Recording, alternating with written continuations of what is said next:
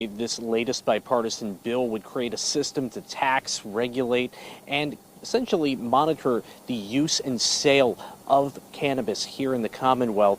And some say this is something that could bring hundreds of millions of dollars at least in tax revenue each year, as well as create thousands of jobs. There's a lot of talk about it.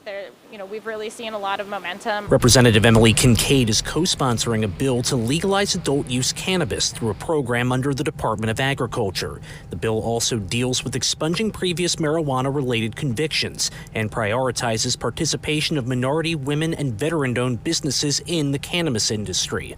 But whether it's her bill or another, Kincaid hopes Governor Josh Shapiro helps a proposal get to the finish line. I think the ball really is in his court at this point. Shapiro was in Duncannon Tuesday at a Rutter's gas station, highlighting new availability for canned cocktails under a new law. I asked him about cannabis legalization. He said he's hopeful lawmakers find consensus. Nearly every one of our neighbors have already legalized cannabis. There are Pennsylvanians who may be traveling out of state to purchase cannabis. Still, many Republicans need convincing and say some states with legalized cannabis have seen public health and safety problems. What we know is that adult use, recreational marijuana use goes up, and all the problems that go along with that also increase.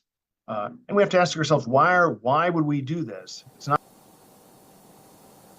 Now, although lawmakers are in their fall session right now, a lot of people believe that this legislation and other proposals aren't likely to pass until at least next year. But obviously, again, as you heard, a lot of bipartisan interest in trying to pass this legislation, though a number of Republicans still have to be convinced.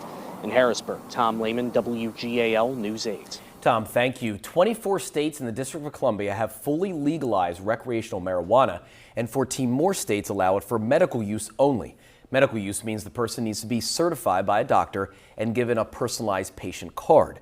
Research from the Medical Marijuana Policy Project shows as of 2022, over 700,000 Pennsylvanians had a medical marijuana card. That's about 5% of the population.